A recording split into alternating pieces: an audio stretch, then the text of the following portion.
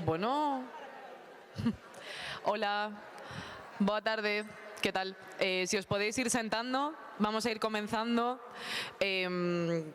Sabemos que llegarán algunas compañeras que probablemente aún estén comiendo, pero bueno, creemos que la mesa bien merece ir empezando y que luego haga ya tiempo también para que pueda haber dos intervenciones de cada una de nuestras ponentes. Yo soy Pam, del equipo del Ministerio de Igualdad.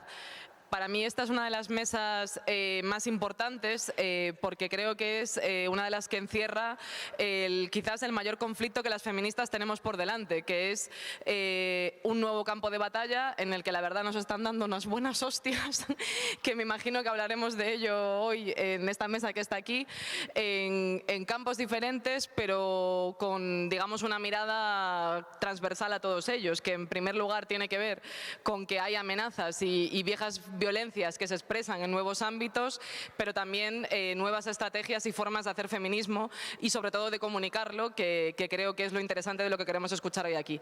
Voy a ir presentando a las ponentes según vayan a ir interviniendo y luego seguro que en esa segunda ronda pues podremos ir matizando algo más y esperamos mientras se va sentando esta gente también.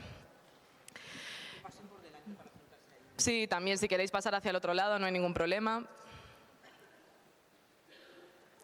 Solo espero que como es después de comer empecéis a aplaudir, aunque no os parezca que sea necesario aplaudir, porque hay que animarse. Ahí.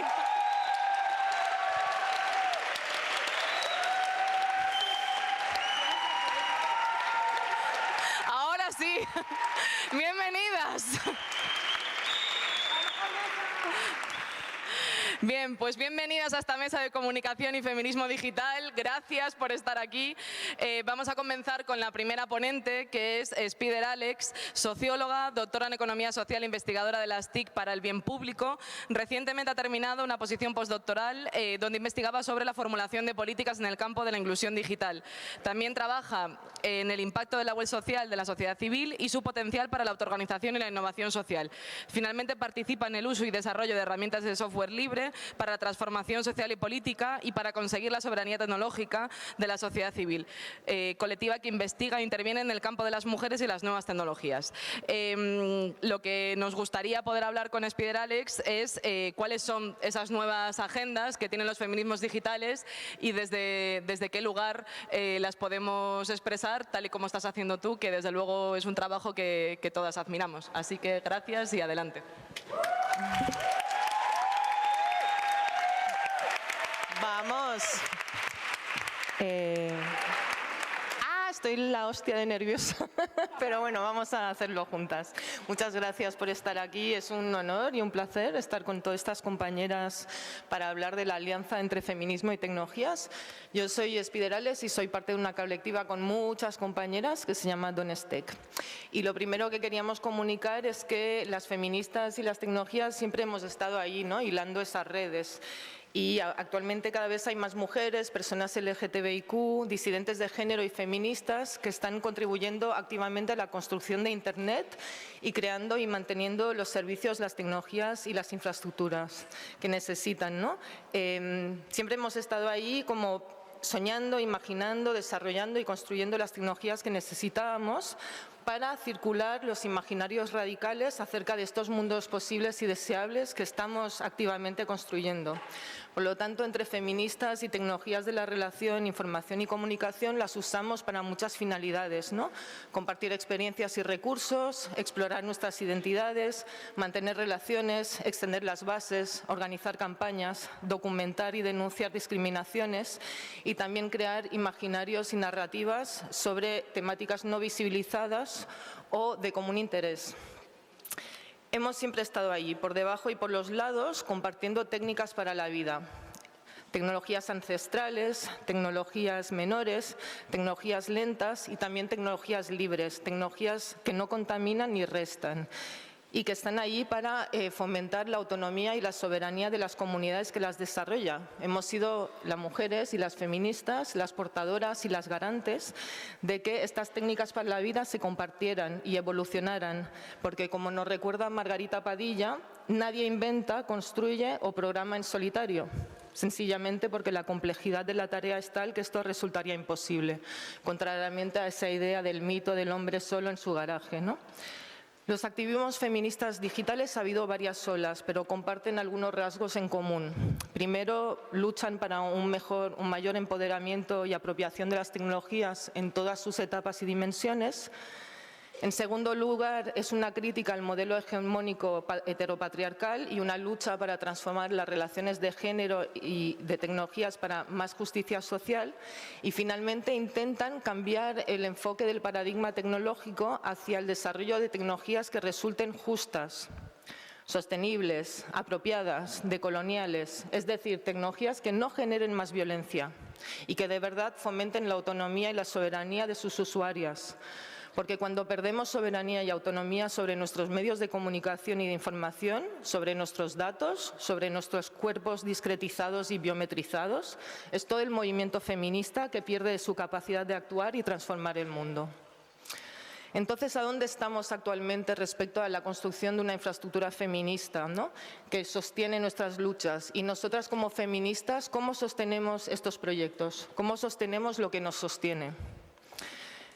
Los ciberfeminismos han proliferado a nivel global utilizando la red como un motor para movilización política, como dice Remedios Safra, buscando otras maneras de habitar la red.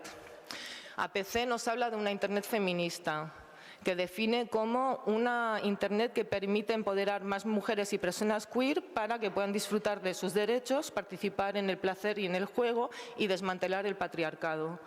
Actualmente hay dos tipos de Internet feminista. Hay una que se crea de manera temporal o de manera estable dentro de la Internet patriarcal, racista, comercial que tenemos. Cada vez que creamos conversaciones, recursos y colectivos feministas en las plataformas comerciales, ¿no?, estamos creando una Internet feminista. Pero es un espacio en disputa, es un espacio incómodo, es un espacio en el cual vivimos en unas plataformas que no solo normalizan las violencias contra las mujeres y las disidentes, sino las monetizan, sino que su modelo de negocio está basado en fomentar estas violencias. Luego también hay otra Internet feminista que también trabaja con la otra, que se despliega en espacios autónomos y autogestionados, como pueden ser, por ejemplo, los servidores feministas o los espacios en los cuales se crean esas otras tecnologías, ¿no?, las alternativas, las tecnologías libres, que son diseñadas para ser más seguras y que intentan poner la privacidad, la protección y el consentimiento afirmativo y entusiasta como normas y no excepciones dentro de esa tecnología. Todas las iniciativas de Internet feminista están interesadas en crear unas condiciones apropiadas para que los datos, los contenidos y la memoria de los grupos feministas puedan ser accedidos, consultados, conservados de manera adecuada. Se trata de ganar autonomía, ¿no?, para poder manejar nuestras plataformas, nuestros espacios, identidades conectadas y tener todas las herramientas que necesitamos para nuestras luchas. La buena noticia es que hay muchos proyectos de este tipo y que más o menos están conectadas entre sí conformando una especie de archipiélago. La mala noticia es que el tamaño o los recursos que tienen no es comparable a la Internet comercial, racista y capitalista en la cual estamos cohabitando. Es importante, como nos dicen las ciberfeministas, siempre recordar que las motivaciones de las personas detrás y sus características sociales y culturales detrás de las tecnologías, ¿no?, importan mucho en el efecto que estas tecnologías tendrán. Diseñar una tecnología con un sentido de justicia en mente importa. Mantener una tecnología preocupándote acerca de su coste ecológico o social importa. Por lo tanto, las supuestas tecnologías apolíticas y neutrales no existen. Son mitos que permiten a los ingenieros y desarrolladores de poder dormir por las noches. Si queremos romper el cerco del colonialismo digital y patriarcal, necesitamos recuperar y nombrar otras maneras de desear y hacer tecnologías. El colonialismo digital extrae los recursos de la tierra avasallando cuerpos, territorios enteros. Extrae los datos de nuestros dispositivos, afectando y enfermando nuestros cuerpos digitales. Y además coloniza nuestras mentes respecto a qué son y qué no son tecnologías. Quiénes son legítimas para soñarlas y mantenerlas y quiénes no lo son. Podríamos decir que el desarrollo de Internet en los últimos 20 años hacia una Internet comercial y centralizada nos ha obligado a guardar en el armario el pasamontañas zapatistas o la máscara de gorila de las Guerrilla Girls para poder hacernos selfies con nuestros nombres legales o reales en los centros comerciales habilitados por una serie de grandes empresas dirigidas por hombres con una agenda claramente misógina y antiderechos. Y todo eso ha generado un fortalecimiento en las redes de los grupos de odio, movimientos conservadores, grupos antiderechos, que ellos sí están muy cómodos y saben muy bien sacar provecho de esos espacios.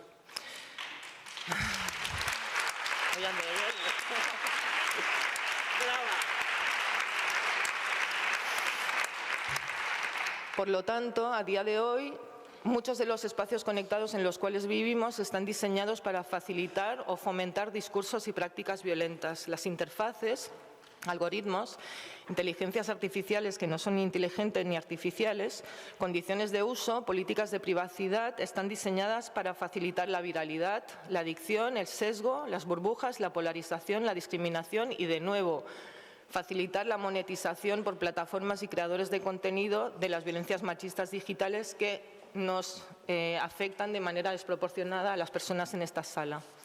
Entonces, como última cosa que quería un poco destacar de esta ponencia, quería hablar de un tipo de infraestructura feminista, una en la cual estamos también implicadas, que son las líneas de atención feminista para dar apoyo a las personas y colectivas que enfrentan estas violencias, ¿no?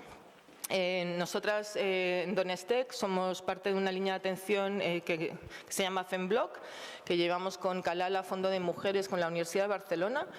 Es un proyecto que surgió primero de la Red Autodefensa como un trabajo voluntario llevado por feministas durante el confinamiento para dar apoyo con confidencialidad y desde la distancia a personas que estaban enfrentando violencias, y sabemos que la pandemia también fue una pandemia de violencia machista en todos los espacios y que se tuvo que contener de alguna manera, ¿no? Y desde la Red Autodefensa surgimos como a trabajar y nos conectamos con otros proyectos porque estas líneas están surgiendo en varios países en América Latina, en Asia, en África, y son una respuesta a las feministas que organizan y sistematizan dispositivos y una infraestructura para dar respuesta a unas violencias que ahora mismo resultan desatendidas por las plataformas que no se hacen cargo de la consecuencia de lo que facilitan, no por el sector privado que no se hace cargo tampoco, y una parte de las instituciones públicas que aún no saben cómo atender eso, o directamente hay muchos sitios donde no hay un circuito de atención a este tipo de violencias.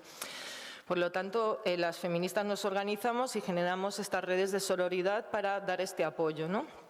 FemBlock tiene como finalidad de analizar, incidir y trabajar los afectos que pueden provocar en una persona, una colectiva, estas violencias, ¿no? Y para ello tenemos como un equipo multidisciplinar que ofrece un acompañamiento integral, ¿no? Es decir, que tomamos en cuenta los aspectos técnicos que tienen que ver con la seguridad digital, pero también los legales sobre qué es delito o cómo se puede denunciar, y obviamente la dimensión psicosocial respecto a cómo nos incide a nivel afectos, emoción y salud mental. Partimos, ¿no?, del hecho de que tenemos que hacer un acompañamiento feminista centrado en las personas sobrevivientes, que sea informado por sus traumas y su capacidad de agencia, y poder movilizar, si hace falta y se quiere, las instituciones o las organizaciones que hacen atención sobre el territorio respecto a algunas violencias, ¿no? Atendemos personas a partir de los 16 años, mujeres, personas LGTBIQ, migrantes, perfiles con relevancia pública, como pueden ser periodistas, políticas, activistas o gamers, y también personas del entorno y profesionales del circuito de atención. Y nos pueden contactar por correo electrónico, por WhatsApp, Signal, Telegram, o sea, por varios canales. Básicamente también ahora mismo a nosotras nos interesa mucho poder establecer como conversaciones. Como dijimos, hay más líneas de atención a nivel internacional y nos miramos, aprendemos las unas de las otras, tenemos una comunidad de prácticas y de desarrollo. Tenemos una documentación accesible desde nuestra página web sobre cómo prevenir o reaccionar a muchas de esas violencias, y también tenemos una documentación confidencial que compartimos según cómo, con quién la necesita. Y estamos interesadas ahora en establecer conversaciones, intercambios sobre esta experiencia, cómo apuntalarla, cómo facilitar que se pueda crear en otros territorios y cómo llegar a otros públicos. Entonces estamos aquí también con la compañera que coordina FemBlock, que también es de Donestec, y estamos muy contentas de poder intercambiar y escuchar las otras ponentes. Y aquí me quedo.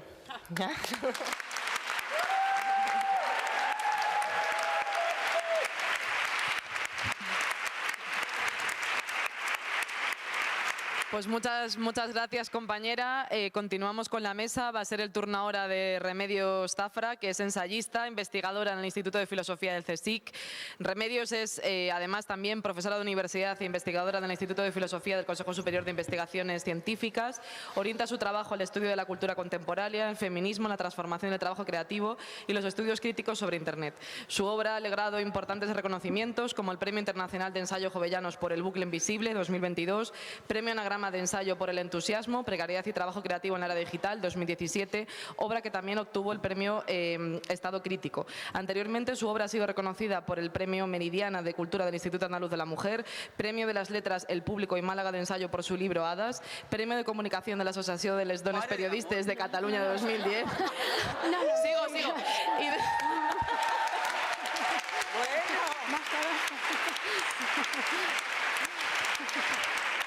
De investigación de la Cátedra Leonor de Guzmán en 2001 y Nacional de Ensayo Carmen de Burgos en 2002, y entre sus últimos libros están Frágiles, Los que miran, Ojos y Capital y Un cuarto amor propio conectado. ¿Qué decir de Remedios que no sepáis y que no hayan dicho sus premios? Es sin duda una de las referentes de nuestra generación, de las anteriores y de las que vendrán. Es una suerte que estés aquí hoy con nosotras, y en realidad hacerte una pregunta sobra, pero como toca, con todo lo que has escrito sobre este tema, ¿cómo crees tú que está ahora la relación entre el feminismo y los espacios digitales, el ciberespacio o las inteligencias alternativas? Gracias.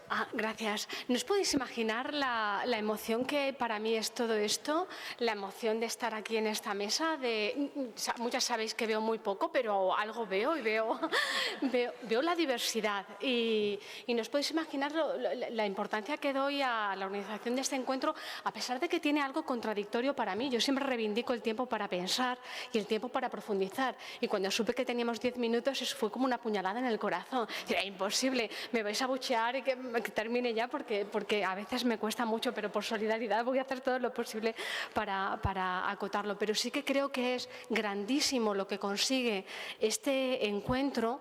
Hemos pasado en el feminismo todo tipo de momentos, arriba, abajo, pero justamente es esa diversidad que nos hace plurales y que nos sigue haciendo personas que luchan por la igualdad. Y ojo, igualdad no es homogeneidad, y en esa pluralidad sea más que bienvenida. Es donde yo creo que nos estamos reencontrando, incluso a algunas personas reconciliando, y estamos haciendo esto tan necesario en este momento que vivimos. Y enlazando con lo que comentaba Pan en relación a esa pluralidad de cosas que llenan nuestras vidas, nuestras biografías. Yo tengo con 50 años, no está para hacer un currículum extenso, pero hablan del tiempo. Y bueno, el tiempo tiene mucho que ver con las cuestiones que quiero compartir. Muchas de ellas van a estar planteadas de una manera más buscando torpedear o generar algún tipo de zarandeo para buscar oportunidades más tranquilas. Antes comentaba con algunas de vosotras la oportunidad de poder quedar en algún otro contexto para holgazanear por las esquinas o para darnos ese tiempo sin presión temporal para poder profundizar en ellas. Y no me alargo. Como comentaba Pam, dos de los temas que a mí me han interesado de los últimos 25 o 30 años tienen que ver con el feminismo e Internet, con distintas preguntas sobre cómo poder construir un mundo mejor, un mundo mejorado desde el feminismo, y cómo Internet podía ayudarnos en esta tarea. Fijaros que en los años 90, y Alex lo sabe muy bien, y Donna Steck lo sabe muy bien porque han trabajado muy activamente en esta línea, en los años 90 predominaba la sensación de que era la representación, es decir, la construcción de nuevos imaginarios, lo que nos ayudaría a cambiar las cosas. Es decir, el hecho de que nos relacionábamos con otras personas a través de una pantalla, el cuerpo quedaba aplazado y por tanto podíamos ser y dejar de ser sin esos condicionantes del cuerpo. Pero pronto aprendimos que la revolución no era la representación, sino que era la alianza, o al menos la primera revolución que hemos vivido ha sido, yo creo que la alianza, y es una de las ideas que os quiero compartir. En esos primeros esas primeras derivas sobre feminismo e Internet se hablaba de representación y de cambio de imaginario, de horizontalización y nuevo poder. Repito esto de horizontalización y nuevo poder porque creo que es algo a retomar, algo que fue muy importante en los años 90 y que creo que tenemos que reivindicar como forma de un nuevo gobierno posible, de una nueva alteridad, de una nueva alternativa a esos poderes donde la guerra solo es respondida con la guerra y nos debemos esa tentativa de probar nuevos modos de hacer y decir a través de las redes. Y otra de las líneas que me han interesado son las que tienen que ver con la producción y liderazgo científico-tecnológico y con la infiltración, no solamente en esos lugares donde se habita Internet, sino donde se hace, lidera y piensa Internet. Es decir, en ese sentido quiero enfatizar las propuestas que plantea Alex y Donastec en relación a esa necesidad de apropiarnos y transformar los espacios de creación de tecnología. Lo que quiero resaltar en esta breve intervención son dos ideas con tono propositivo y hacer una advertencia o compartir el que yo considero que es un gran riesgo, uno de los riesgos más importantes de Internet. En primer lugar, quiero hablar del ejemplo feminista frente al tecnocapitalismo, en segundo lugar, de la revolución como feminista de la alianza y terminar hablando de la polarización precaria como ese riesgo al feminismo. En relación a la precariedad en relación a ese feminismo como ejemplo de cambio posible. Lo que aquí quiero compartir es más una conclusión de muchos de los trabajos reflexivos que he desarrollado, en los que curiosamente, para quienes conozcáis mi trabajo, yo he trabajado sobre feminismo y tecnología, pero últimamente trabajo mucho sobre precariedad, sobre la transformación de las formas de vida, trabajo, pero sin dejar de trabajar de feminismo. El feminismo sigue siendo una transversalidad muy presente porque justamente es conclusión de muchos paralelismos que aquí de manera resumida os quiero compartir. Quiero compartir un paralelismo, una analogía entre tecnocapitalismo y patriarcado para que veáis lo importante que es el feminismo en este contexto de cultura digital o cultura red.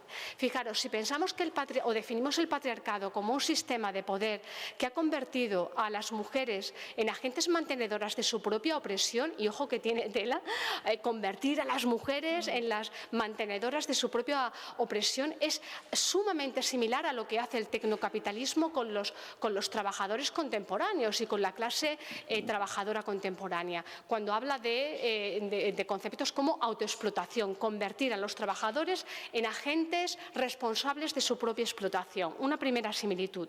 Una segunda similitud que quiero poner sobre la mesa es cómo el patriarcado se ha sostenido sobre la enemistad entre las mujeres. Fomentar la enemistad, y esto a poco que veamos los imaginarios y películas que anteriores a los años 80, vemos como que aparecieran dos mujeres que hablaran entre ellas, que hablaran de algo que no fuera un hombre o que hablaran de algo que no fueran relaciones afectivas, era una grandísima rareza. Expresiones como chisme, feminizadas, se estudian mucho en la antropología en relación a las mujeres porque allí donde había mujeres hablando en la esquina estaban maquinando de cosas que que había que denostar, que había que infravalorar. Por tanto, ese refuerzo de la enemistad entre mujeres no pasa desapercibido cuando vemos ahora que el tecnocapitalismo justamente refuerza la enemistad entre trabajadores. Aquellos que seguramente han estado en este aula, en otras aulas, como compañeras y como compañeros, se ven nada más salir de la universidad o incluso ya en la universidad como rivales, compitiendo, siendo evaluados por todo, viéndose como competidores ante los escasos y precarios trabajos en condiciones precarias que consiguen.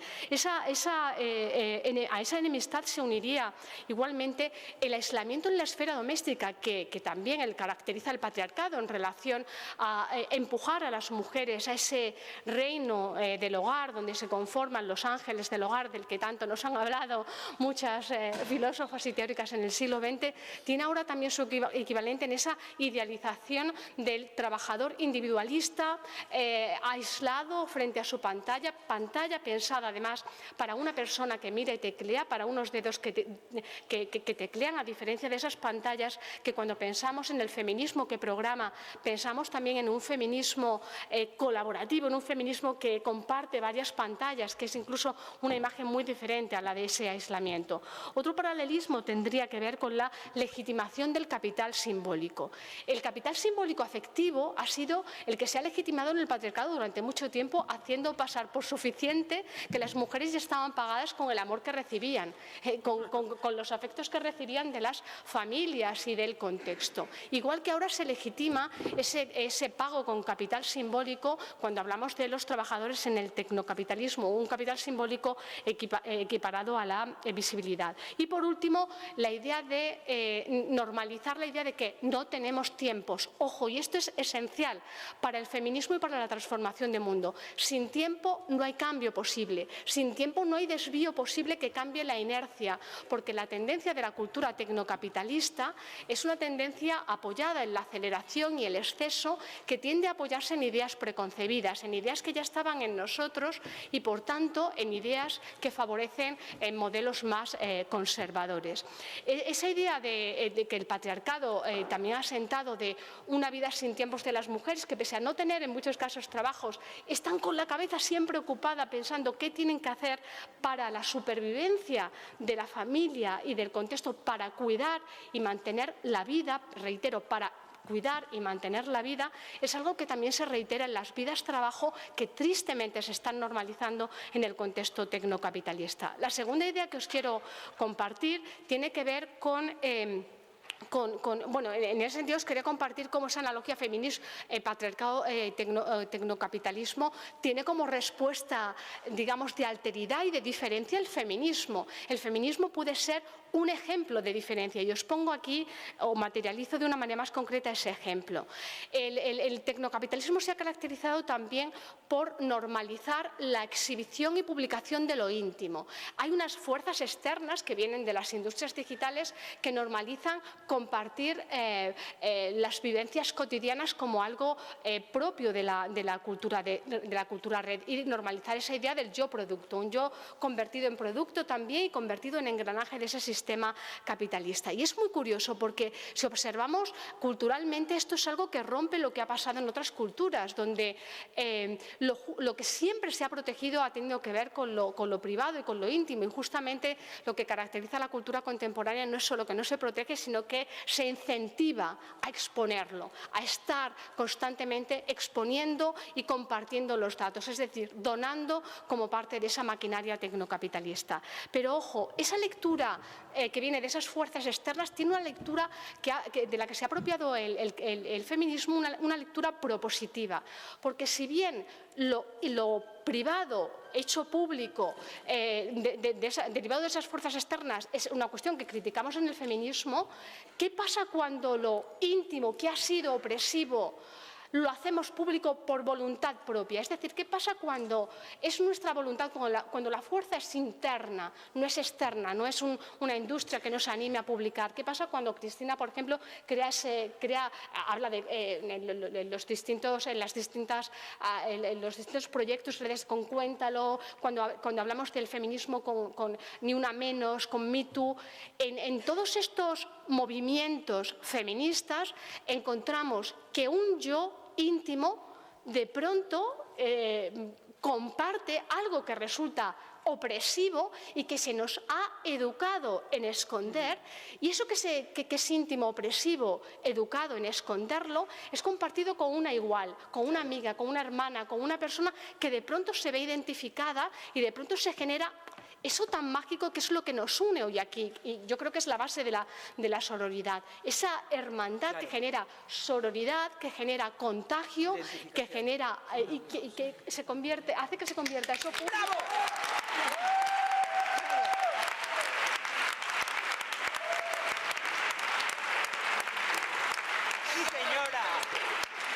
Esto es la base, y disculpad si me extiendo, procuro, pero me parece que es la base que hace que diferenciemos lo que las industrias digitales nos animan a hacer por inercia de la apropiación, porque es posible esa infiltración crítica en contextos tecnocapitalistas, paralelos a esos otros contextos que creamos nosotras mismas.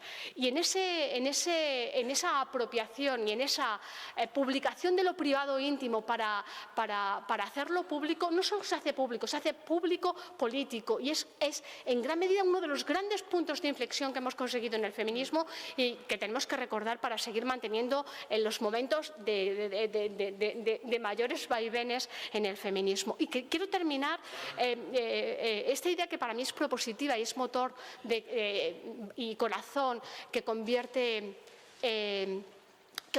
la alianza en Internet en la gran revolución feminista y ciberfeminista.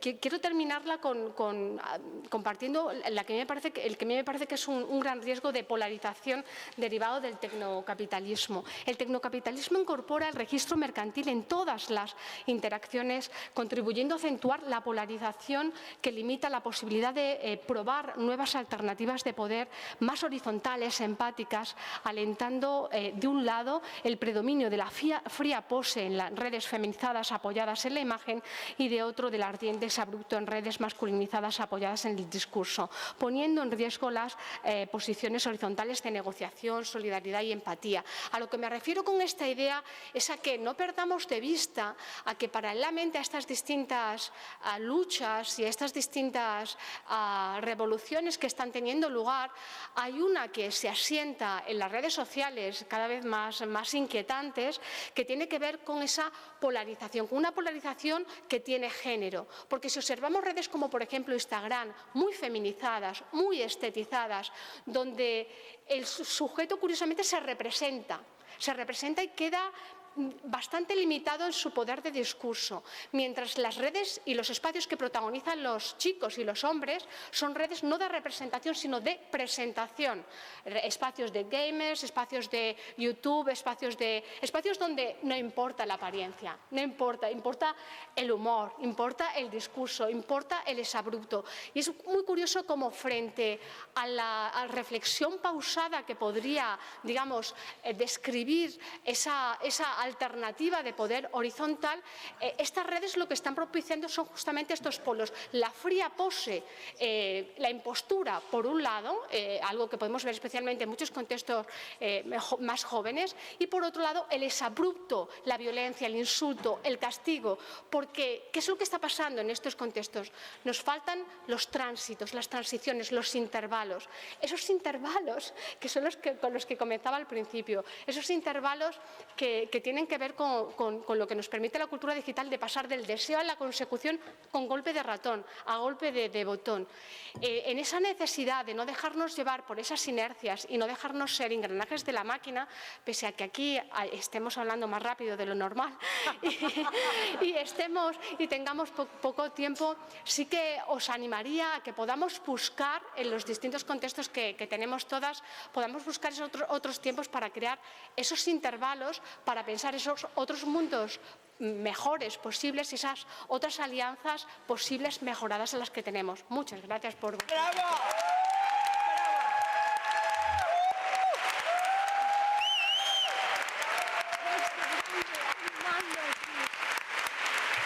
¡Guapa!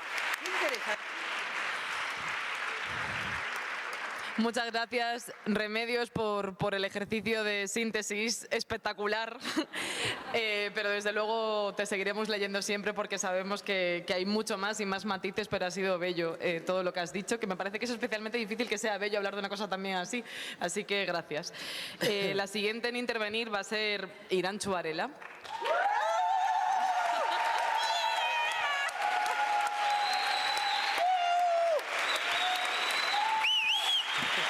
Tienes que enseñarme a hacer eso. Iranchu es periodista. A ver, esta es la mejor biografía de toda la historia. Quiero decir, es periodista feminista vasca, bollera y gorda, hija y nieta de sardineras. formadora y colaboradora en medios de comunicación, especialmente Pícara Magazine, que todas hemos leído, creadora del Tornillo en Público TV, directora del documental Él nunca me pegó, autora del libro Ya no soy esa y varios textos en libros colectivos. Ha devenido monologuista y opina que poco quemamos. Yo quiero añadir al poco quemamos...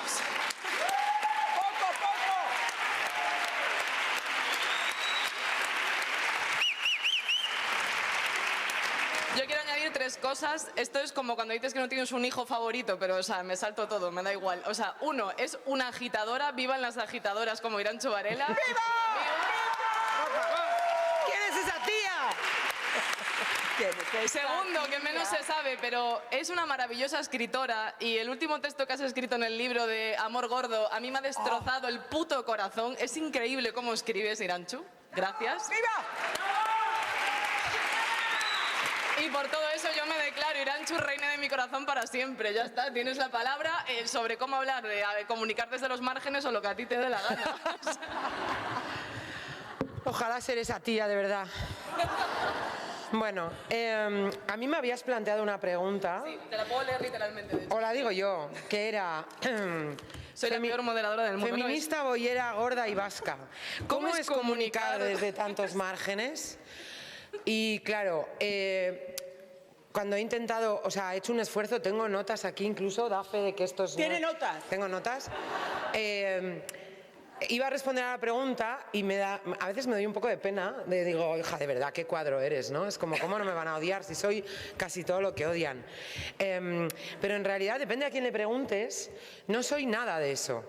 O sea, no soy feminista, me lo dicen cada día, soy queerista o posmoderna no sé qué, o generista o mierdas de esas.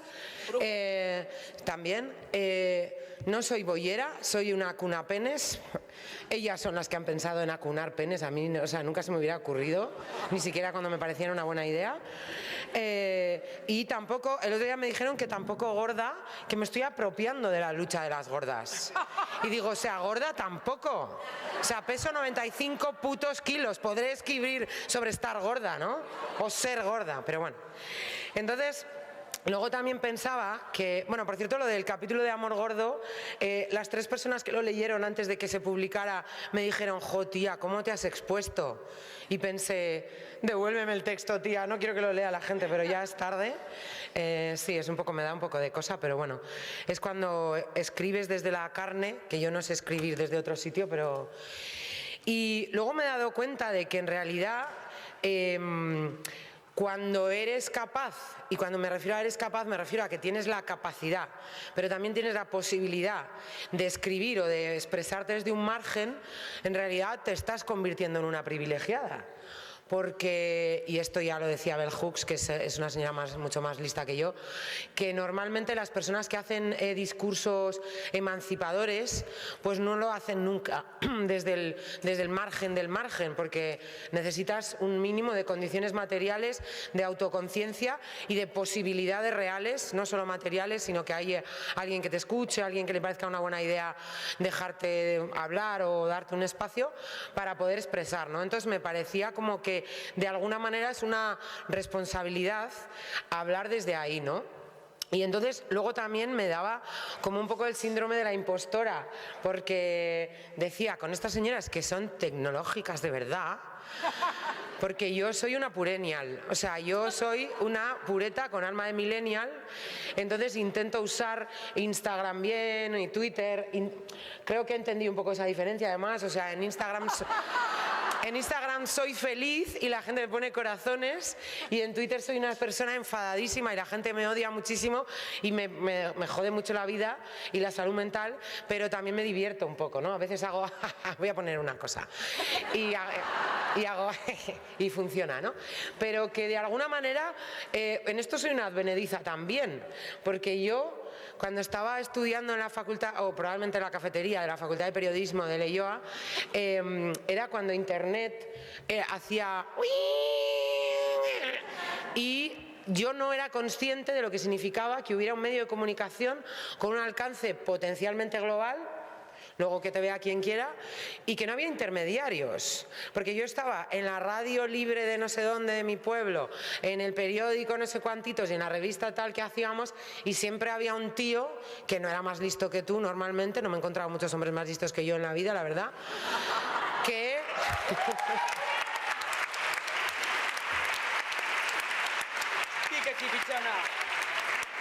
¿Qué te decía? Eso no importa, eso no es interesante, eso no es interés general, ese enfoque, ¿no? Y entonces por eso los temas que nos interesaban a nosotras y a nosotres, pues parecían como siempre como una sección o algo, ¿no? Entonces de repente, hola, Internet, puedo poner lo que yo quiera. Claro, ya no se puede, pero yo a veces, o sea, bueno, a veces sí también, ¿no? Sí, a veces lo hago. Digo, por eso de hecho, si habéis visto los vídeos del tornillo, siempre digo hasta la próxima vez que nos dejen salir porque pensé, no me van a volver a dejar ni de palo. Y bueno, yo espero que los vean antes, pero a veces pienso que no. Entonces, de alguna manera me planteo si no es un margen elegido, ¿no? Que creo que ese es el privilegio, que yo creo que la mayoría de las que estamos aquí, las que tenemos visibilidad en las redes o en los medios, podríamos hablar de mierdas de las que hablan todo el rato en los medios de comunicación. Creo que ha dicho antes Samantha Hudson lo de que estamos todo el día viendo mediocres en prime time con hormigas, pero bueno, con hormigas, con...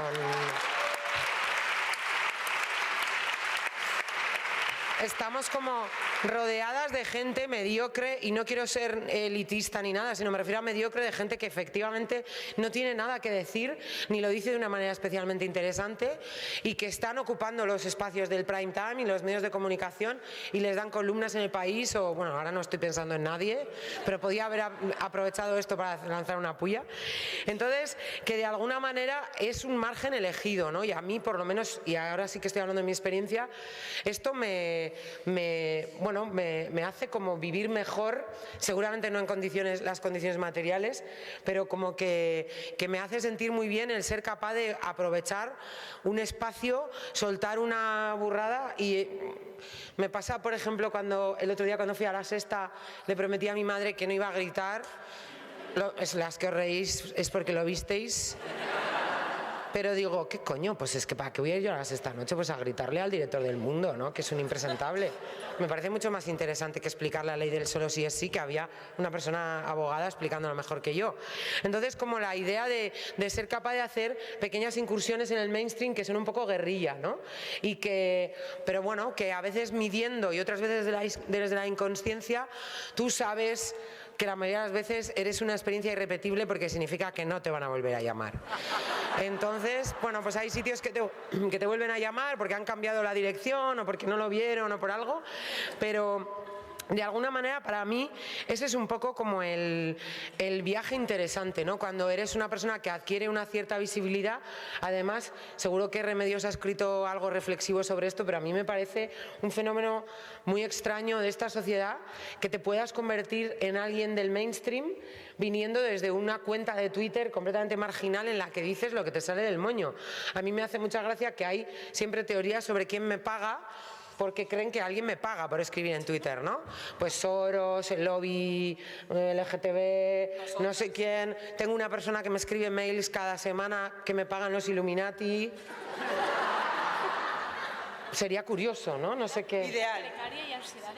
Sí, ¿no?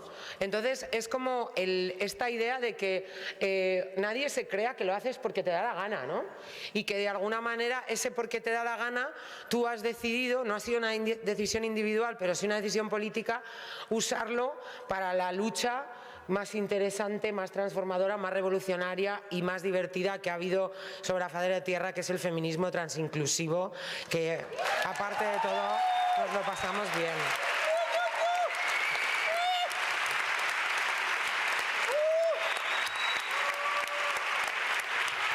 Tengo que mirar para que me diga. Pero claro, esto se paga. Yo, si alguna vez me habéis visto en alguna charla así, sabéis que siempre mi referencia de todo es Matrix, la 1.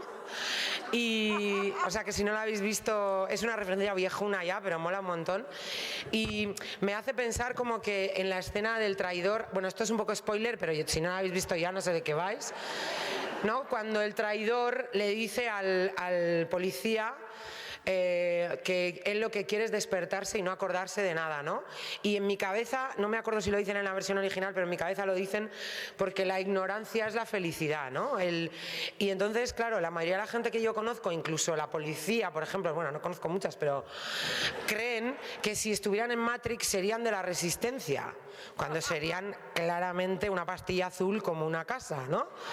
Entonces, claro, la resistencia en Matrix, aparte de Trinity y de Keanu, que todo bien, pero están ahí como en ese sitio feo, comiendo un engrudo, que yo soy vasca y ahora no como carne, pero lo de comer siempre me parece como importante. Pero como que es lo que menos mola. O sea, mola mucho ser de la resistencia, pero en realidad tiene su precio que pagas, ¿no? Y entonces, para mí este es un poco la elección constante, ¿no? Yo no la hago de una manera consciente porque a veces me pregunta, o sea, en las entrevistas a veces tengo que fingir un poco, porque tengo que fingir como que lo mío es un plan reflexionado y con agenda política, pero en realidad la mayoría de las veces lo hago porque me da la gana. Que me parece, como el otro día le veía a Rosalía, la gente le aplaudía porque a Rosalía le preguntaban si le obligaban a hacer no sé qué canciones y ella decía, ¿obligarme a mí? Y yo pensé, qué fuerte, y digo, bueno, pero como yo, o sea, como... Es un poco, hombre, hay unas diferencias, pero... Yo soy motoyayi ya, pero... Entonces, me parece que para mí la clave, y yo leí un artículo que me encantaría, si alguien sabe, que me diga la referencia, porque me gustaría mucho aplaudir, creo que era a su autor, y para un hombre que yo decido aplaudir, no estaría mal que me dijerais quién es, que hablaba de la diferencia entre subvertir y provocar, ¿no? Que hacía un paralelismo con la movida madrileña, que no tenía nada de subversiva, y que era pura provocación. Y claro, antes en la mesa de cultura, que bueno, no ha habido el debate, pero ha salido un poco este tema del mainstream, ¿no? Que en el fondo todas pensamos que un día nos van a dar un programa en algún sitio, que vamos a llenar WeThink o algo, y que por fin, furia, nos vamos a forrar, pero sabemos que no, porque cada vez que eliges todo lo que sea... Ni siquiera transformador me parece suficiente, bastante más que provocar, pero yo creo que cada vez que abres la boca, pones un tuit o haces un vídeo, por favor, que sea subvertivo, que subversivo, joder, madre mía, me tenía que haber dicho a mí misma esta palabra más veces. O sea, que subvierta el puto orden, que seas una señora de 48 años que se hace una foto en pelotas en Instagram. Que tengo que cambiar el título del capítulo de Amor Gordo porque se titula en mi foto de Instagram con más like estoy flaca y ahora ya no es así porque me hice una foto en pelotas en mi 48 cumpleaños y tiene más likes que la de cuando estaba flaca. Es que estabas tremenda, tía. Gracias.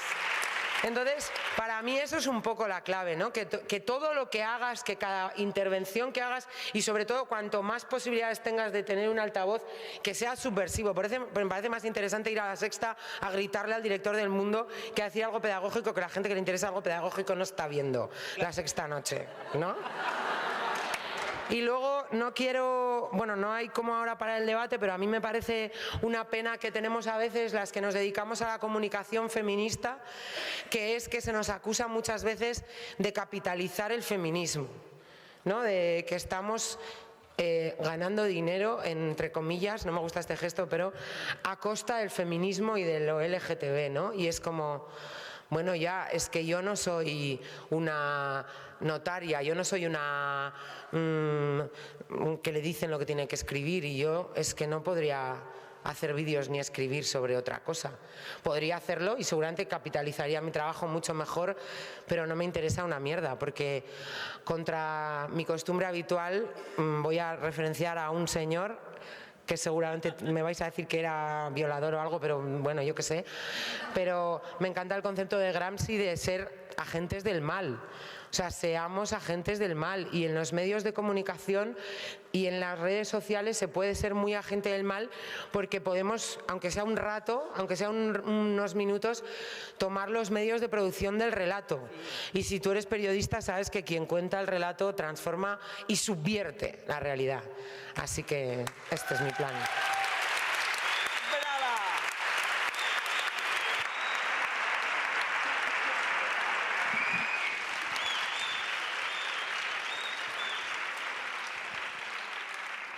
Todas todas a darle like a la foto de Iranchu, quien no lo haya hecho ya, obviamente. Y seguimos con Marina Mores, Blisi, comunicadora audiovisual y periodista de videojuegos.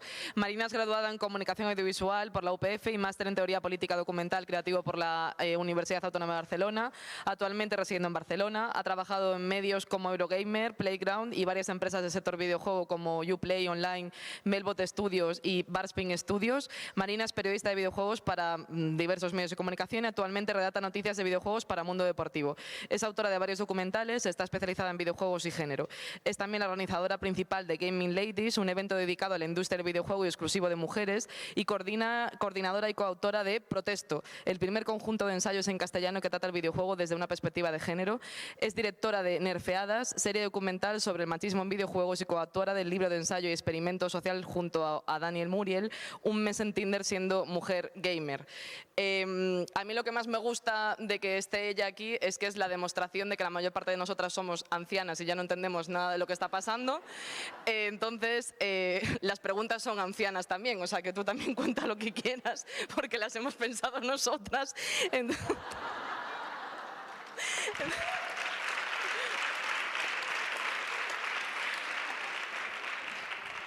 A mí me da muchísima satisfacción saber que hay cosas que no entiendo y que yo ya no voy a entender. Quiere decir que el mundo mejora y que yo como feminista me he quedado vieja y tengo 33, o sea que es estupendo. Entonces, Marina, como pionera en el gaming femenino, ha sufrido un alto nivel de violencia y cuestionamiento. ¿Y cómo crees que ha evolucionado esto? ¿Sigue sucediendo? ¿Ha cambiado? ¿Mejora? ¿Empeora? Y gracias. Hola, gracias. Estoy súper...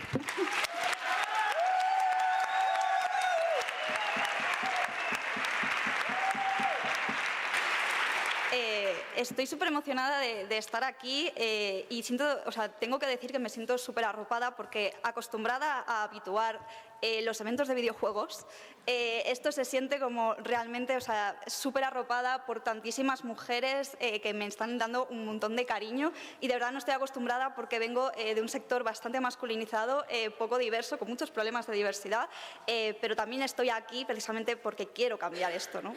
Entonces, bueno, gracias, y la verdad es que ahora mismo el listón está muy alto porque estoy al lado de un montón de referentes para mí, entonces voy a intentar dar la talla. También siento bastante presión porque soy la única persona que viene como en representación de los videojuegos en todo el evento, y me gustaría que para el siguiente no fuera así, porque también la Mesa de Cultura se merece una persona hablando de videojuegos porque somos el medio del futuro, y también me gustaría...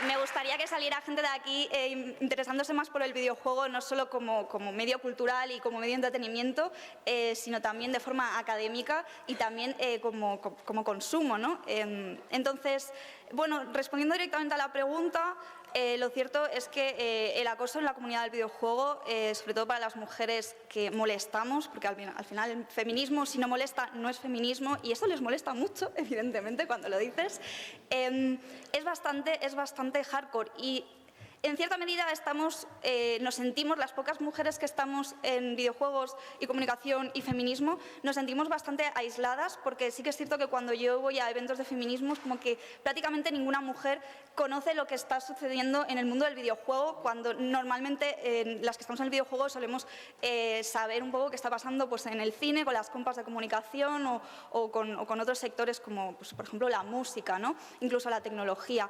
Entonces, también me gustaría que mi charla sirviera un poco para romper ese aislamiento y también que os interesarais más o que nos acogierais un poco más y por supuesto también os queremos jugando a videojuegos, ¿no? Si no estáis jugando a videojuegos estáis perdiendo muchísimas cosas.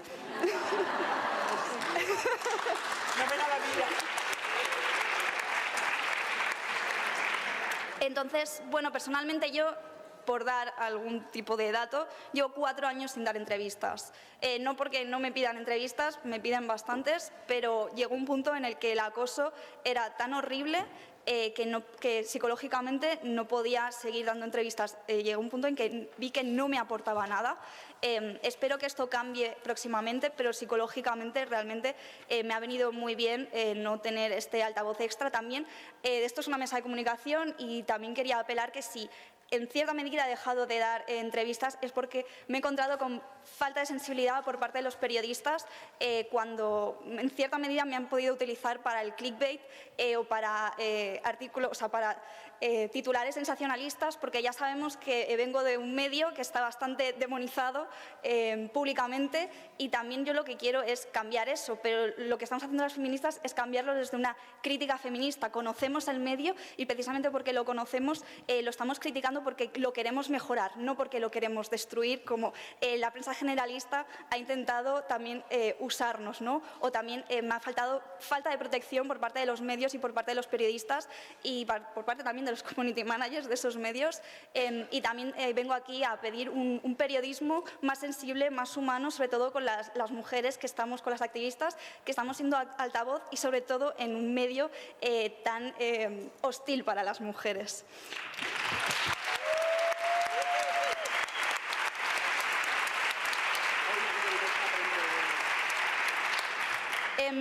Entonces, quería hablar muy brevemente la violencia que sufrimos las mujeres en videojuegos, como que vienen de muchos frentes, ¿no? No estamos hablando solo de que la representación desde que empezaron los videojuegos de las mujeres no ha sido muy buena, no entraré en esto, quizás el imaginario que tenéis más vosotras aquí en la cabeza, pero ahora mismo los videojuegos son inseparables de Internet, y esto significa que si quieres formar parte del videojuego también tienes que estar en redes sociales, tienes que estar en foros, tienes que estar en YouTube y tienes que estar en Twitch, ¿no? Entonces, la violencia que sufren las mujeres que quieren formar parte, que hablan en redes sociales sobre videojuegos y quieren formar parte, es horrible contra las mujeres consumidoras.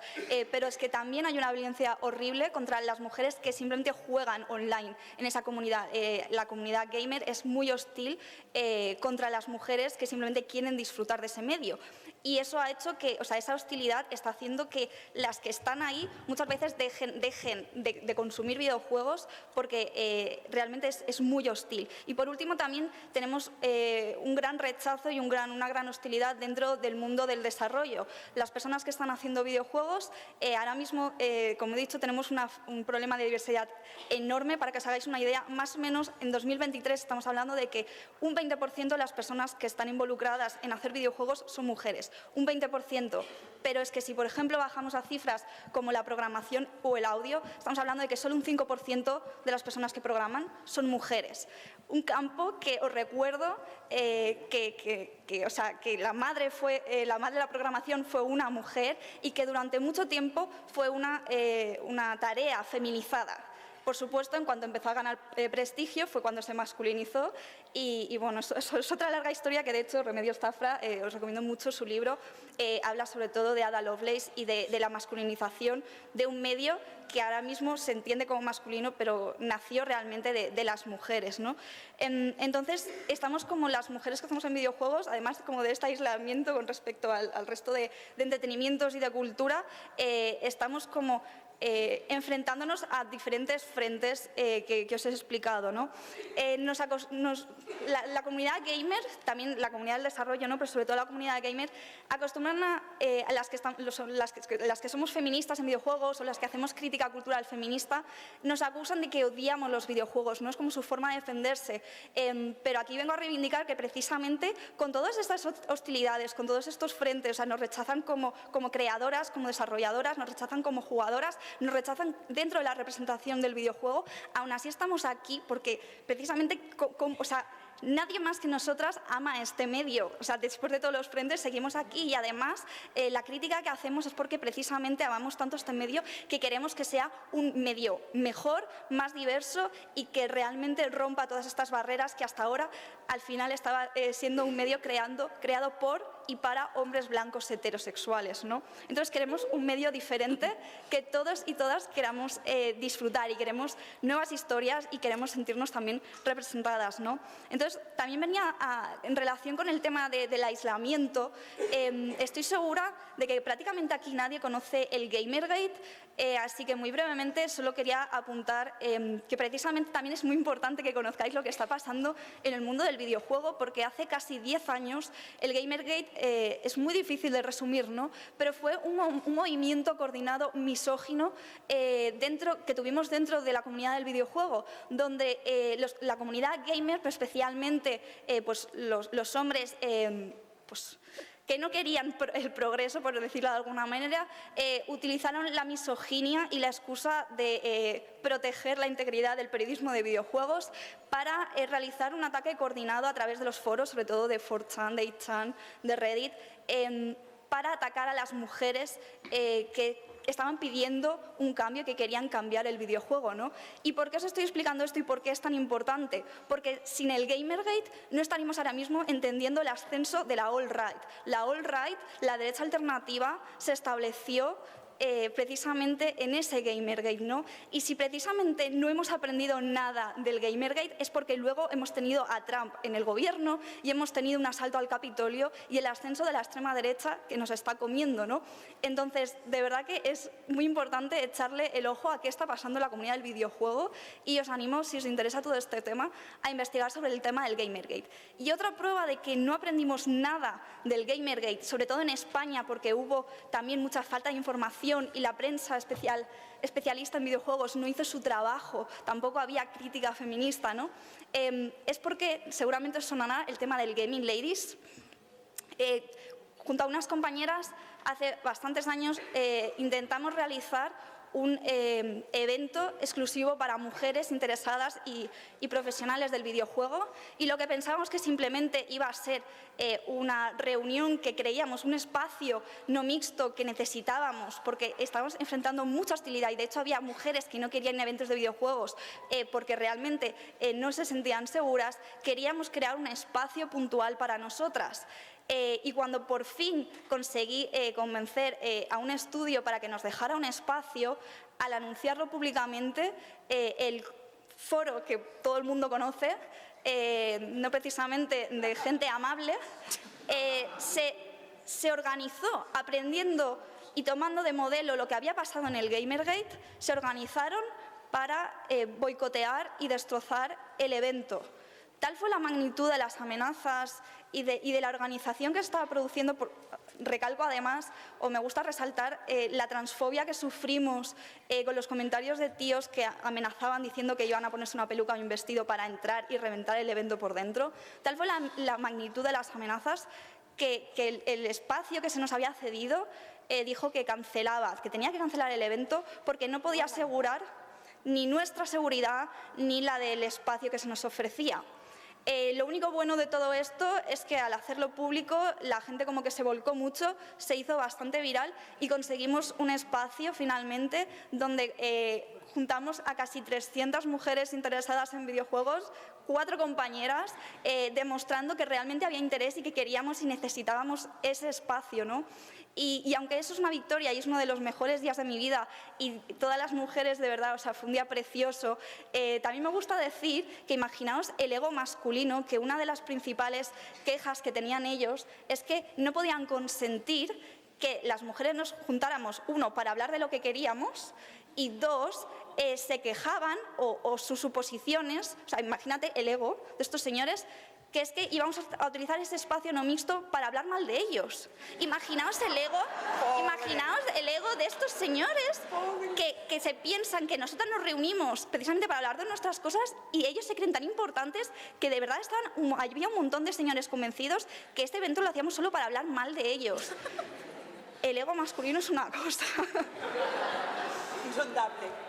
Entonces, llevamos a cabo una edición más después de esa, también en Barcelona, y aprovecho este espacio para decir en voz alta que he hecho ya 2 intentos de hacer el evento en Madrid, pero los espacios que se me ofrecieron, las entidades o empresas que me ofrecieron ese espacio, aunque al principio estaban interesadas por una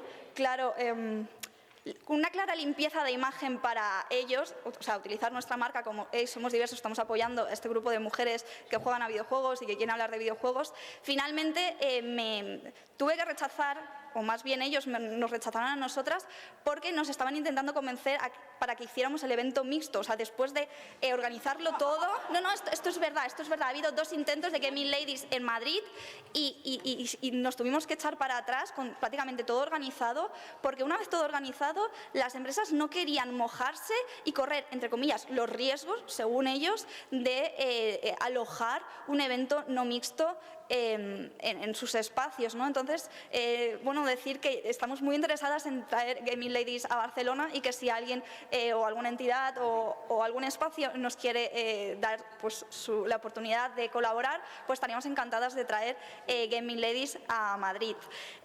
Y ya para acabar, es muy importante promover el videojuego y el interés en el videojuego en las niñas, porque además está demostrado, no solo porque tengan el mismo derecho a la cultura y al entretenimiento que el resto, ¿no? Sino porque también está demostrado que el interés en videojuegos muchas veces, o la mayoría de veces, se traduce en un mayor interés en carreras STEM, en ciencia, en tecnología, en matemáticas. Los videojuegos son súper importantes y también me parece súper importante reivindicar que las niñas tengan acceso y jueguen a videojuegos en igual de condiciones que sus homólogos masculinos. Y ya por último, y enlazando el tema de la violencia desde el que venía, ¿no? Quiero hacer un llamamiento a la conciencia sobre la violencia online que sufrimos las mujeres, no solo en videojuegos, sino en Internet. Quiero hablar de que hay gente...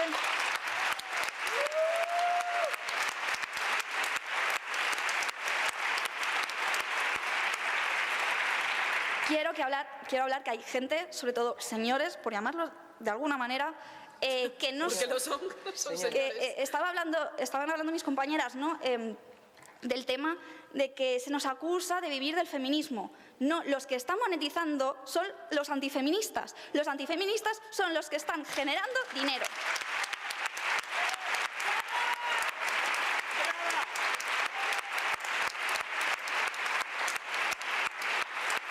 Y no solo están generando dinero los antifeministas, están haciendo un sueldo de la hostia con nuestras caras. Con nuestras caras, y aquí mis compañeras lo saben incluso mejor que yo.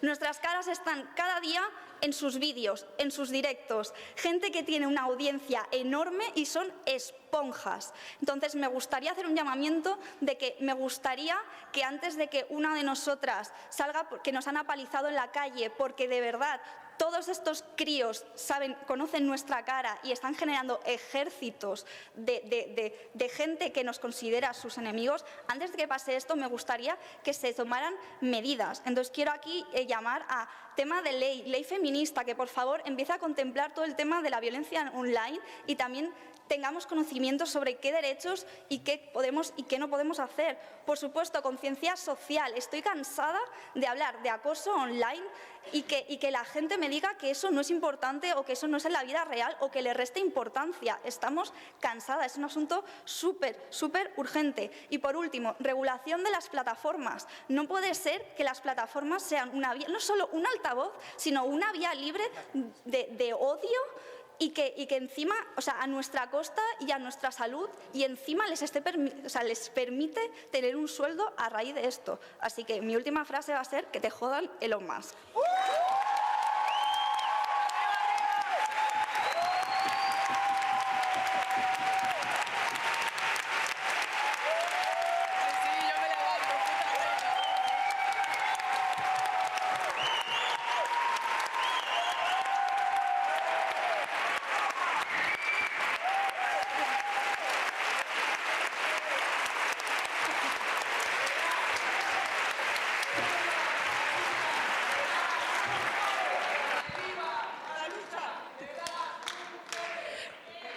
La lucha de las mujeres.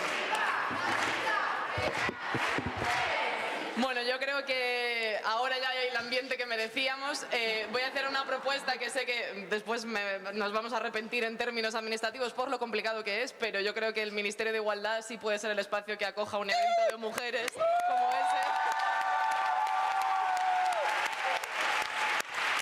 Total, si hemos hecho esto ya. Y vamos con nuestra última ponente, Cristina Fallarás.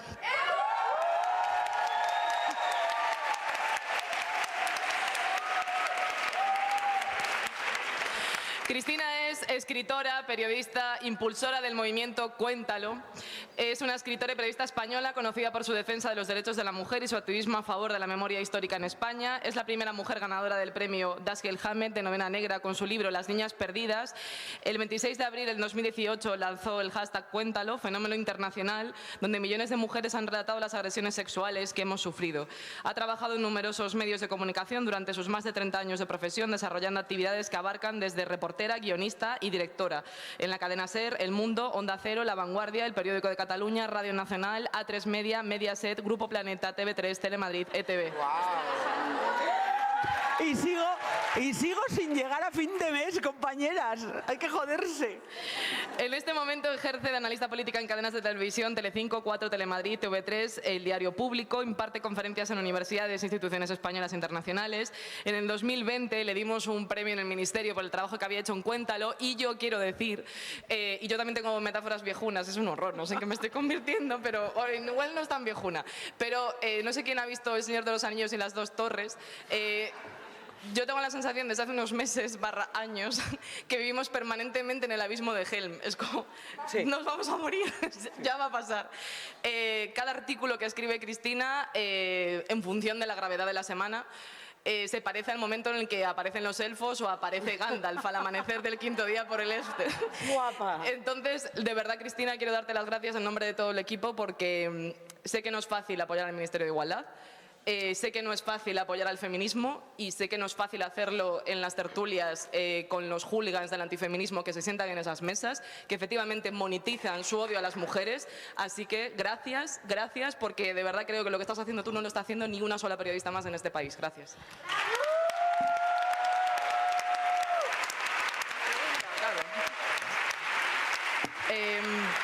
La pregunta, o sea, soy definitivamente la peor moderadora de la historia, lo siento. ¿Cómo viviste tu experiencia como impulsora del Cuéntalo? ¿Tu visibilidad como comunicadora feminista ha perjudicado en tu carrera? Gracias. Gracias, compañeras, compañeros, que alguno hay, compañeres. Y muchísimas gracias al Ministerio porque estar aquí es una de las mayores gozadas de los últimos años. Y mira que me lo he pasado bien desde que me separé de mi tercer marido. Ya sé que a las lesbianas nos gusta, pero me he hecho lesbiana. Como quien se hace del Betis. Hay que decirlo. Hay que decirlo. Me dicen, una no se hace de lesbiana como se hace del Betis. Sí. Yo sí. Gracias al Ministerio de Igualdad, porque hacer esto no es fácil. Es más fácil escribir bien sobre el trabajo del Ministerio que montar esto. Y montar esto como un espacio de cuidados y como un espacio seguro donde somos tantas, tan diversas, tan listas, tan guapas, tan inteligentes, tan tremendas, que vamos a mover el mundo, porque estamos viviendo una revolución y de eso quiero hablar ahora. Nos han engañado en el asunto de la comunicación. La comunicación consiste en contar. Contar así de simple. La comunicación consiste en contar, pero no en cómo contar. No es una cuestión de ficción o no ficción. No es una cuestión de información u opinión. Es una cuestión de quién cuenta y dónde cuenta. Cada vez que os cuenten algo, y hablamos de los medios de comunicación, pero podemos hablar de cualquier otro sitio, podemos hablar, no sé, del cine. Cada vez que os cuenten algo, preguntaos quién os lo cuenta y dónde os lo cuenta. Porque quien cuenta depende de la propiedad. Y desde aquí agradezco un espacio feminista y, por lo tanto, anticapitalista, transinclusivo y antirracista para poder hablar de estas cosas, que es cómo la propiedad y cómo nosotras, intentando desbaratarla, estamos modificando la manera de comunicar. Cualquier revolución está ligada a la comunicación. Ya sé que hay quien cree en otro tipo de revoluciones, la francesa, la tecnológica, la industrial, la feminista, la comunicación.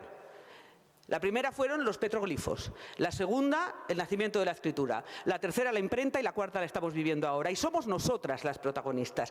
Y en la medida que nos demos cuenta de que nosotras estamos protagonizando la revolución más grande que ha existido después del nacimiento de la imprenta, podremos hacer la nuestra y por lo tanto ser protagonistas de un cambio en la estructura de propiedad y pensamiento en nuestra sociedad y en todas las sociedades, porque realmente con la tecnología aparece como el feminismo, algo que puede ser universal y solidario. No nos olvidemos de esto, porque podemos hacer nuestra la tecnología y, por lo tanto, la comunicación que viene con ella. Nos dijeron que con la imprenta todo el mundo podía leerlo todo, ¿verdad? ¡Ostras! El saber salía de los monasterios y de los palacios, se imprimían los libros y todo el mundo tenía acceso a todo, cosa que era mentira, pero en cualquier caso imaginaos que erais ricas y teníais acceso a todo lo que se publicaba, por ejemplo, a mediados del siglo XX. Ya no digo en el XV, por ejemplo, a principios del XXI. El problema no es que tengáis o no acceso a todo lo que se publica, el problema es qué se publica. Solo se publica aquello que deciden quienes son propietarios de los medios de producción, o sea, de los medios de comunicación, que puede publicarse y, por lo tanto, consumirse. Y, por lo tanto, generar información y comunicación. ¿Ok? Es decir, quienes tienen el capital tienen la posibilidad de comunicar. Y quienes no lo tenemos, porque las mujeres nunca hemos tenido el capital, desengañaos, pichonas, no lo hemos tenido en nuestra puta vida, no podemos. Pero, hete aquí que llegó 2017. 2017, es que hace nada. Unos añicos. Llegó 2017 y nos salió un año muy húmedo. Hostia, mira. Nos ha salido húmedo el 2017, mira tú, como lo mío. Y entonces, de repente, nos salió una seta. ¡Plop! ¡Hostia puta, que hay un Valle de los Caídos! Que no estaba, que salió en 2017. Nos salió otra seta. ¡Hostia, que hay un dictador enterrado con honras de Estado! ¡Joder! En 2017 apareció. ¡Hostia, que hay republicanos y republicanas! ¡No me jodas, que hay fosas comunes! ¡Hostia, que los Franco! ¡Hostia, que el rey roba! ¡Hostia! Hostia, que a las mujeres nos violan, nos pegan, nos azotan, que no ganamos dinero en comparación con lo que ganan los hombres, hostia, que no tenemos garantías reproductivas. Hostia. Todo eso, de repente, apareció. Hostia, el Me Too. ¿Era la primera vez? ¿O no hacía 43 años que teníamos a un dictador honrado con honras de Estado, que teníamos las fosas, que todavía las tenemos, pichonas, que teníamos a los republicanos, que teníamos un rey que robaba, que a las mujeres nos decía el jefe, mira cómo me chupo la polla, mira cómo me la chupa esa o me la chupas tú para que tenemos un cargo más alto? Era la primera vez que mi padre me tocaba las tetas, era la primera vez que tu abuelo te tocaba el coñito. No era la primera vez de nada. Y entonces... Hola, El País, hola, Cadena SER, hola, La Vanguardia, hola, medios progresistas de este país cochino. ¿Dónde estabais esos 43 años donde os callasteis como marranos?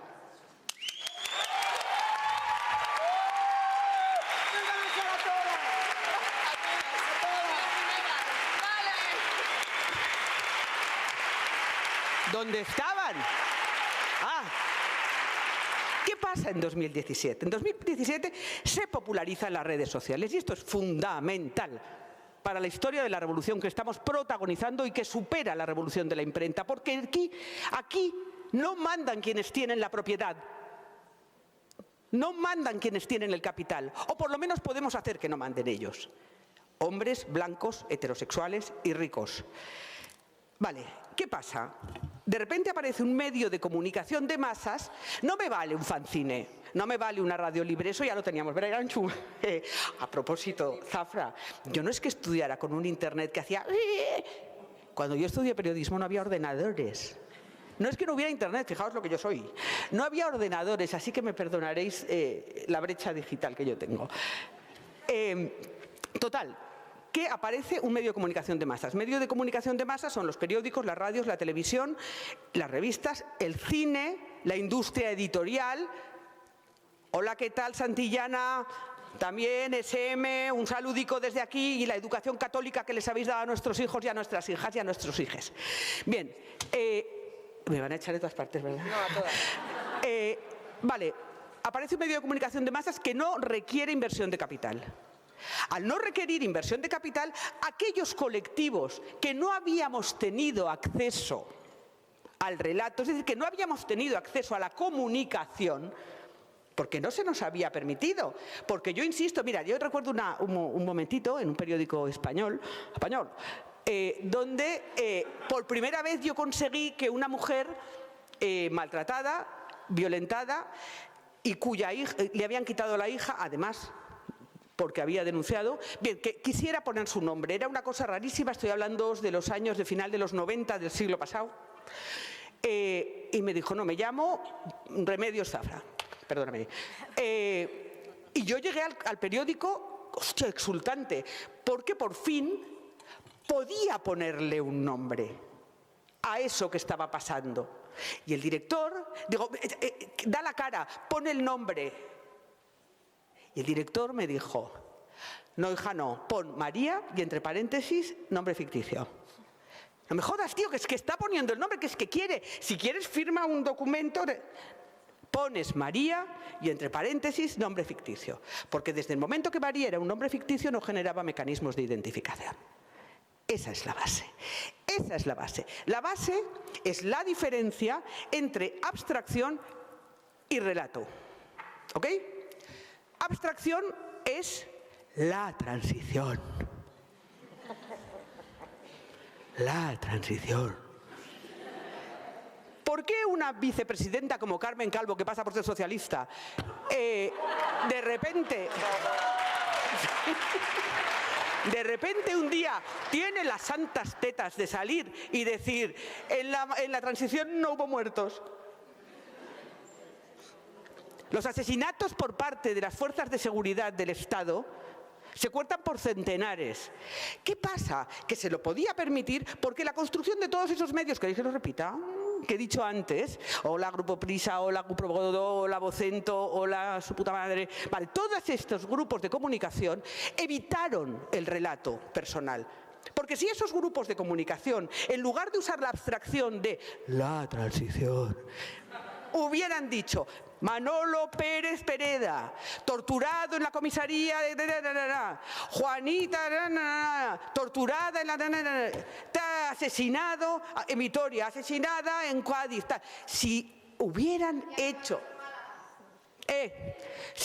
hecho ese trabajo, que era su obligación, porque tienen obligación de servicio público los medios de comunicación, que se nos ha olvidado por cómo funcionan, vale, si hubieran hecho ese trabajo, que era obligatorio, su obligación, la transición no sería la modélica transición. Sería una mierda en la que nos colocaron un presidente de gobierno franquista, un rey franquista, un Congreso de los Diputados franquista.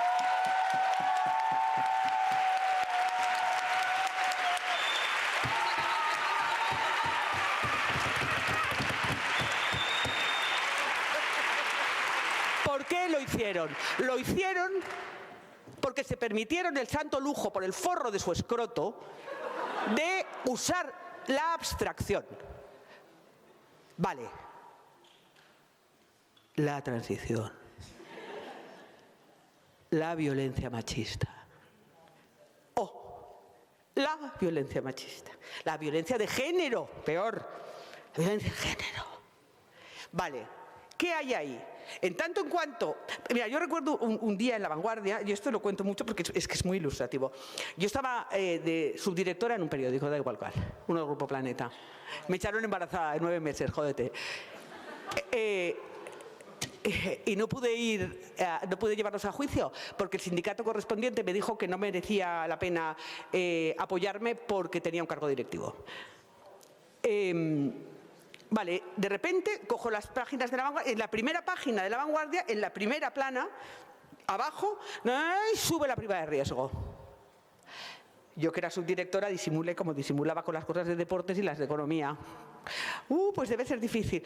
Al cabo de 3 días baja la prima de riesgo. Claro, la primera vez yo pensé, deben haberse equivocado, porque hay una regla en periodismo que es no pongas jamás un término o un concepto que no es de dominio público, y mucho menos en un titular y mucho menos en primera plana. Bien, que en primera plana apareciera la idea prima de riesgo, yo pensé que era un error y pensé, joder, tienen un mal editor esta semana. Cuando apareció la segunda vez prima de riesgo en la portada pensé, miau. Nos acaban de desaparecer a los pobres. Efectivamente, era 2008 y ya no se volvió a relatar la pobreza. No se volvió a relatar quiénes no podíamos comer, quiénes nos desahuciaban, cómo nos llamábamos, cómo vivíamos, bla, bla, bla. Nada de eso volvió a relatarse. Y Carlas Francino decía, hola, ¿qué tal? Arrancamos hoy por hoy. Hoy sube la prima de riesgo. ¡Oh! ¡Hostia, todos! Y hoy baja la prima de riesgo. Y celebrábamos algo que no teníamos ni pajolera idea de lo que significaba, y que sustituía al relato de lo que estaban haciendo económicamente con la población y cuyas mierdas estamos viviendo ahora. Porque esto viene de 2008. Bien, eso se llama abstracción.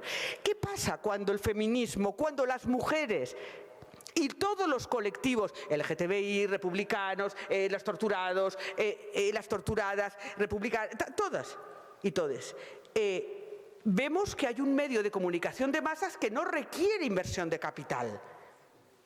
Esta es la mía, pichona. ¿Cómo hacerlo? Y yo me rompía la cabeza. ¿Cómo hacerlo tú? ¿Cómo podemos hacerlo?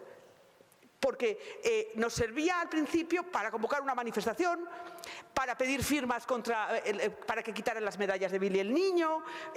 Vale, eran como movimientos, pero los movimientos no transforman. Y de repente, cuando salió la sentencia de la manada, pensé, la primera sentencia de la manada, que era, que había jolgorio en aquella basura, en aquella atrocidad, aquellos tipos como armarios violando a una muchacha. Y pensé, ¿por qué lo hacen? Porque pueden permitírselo.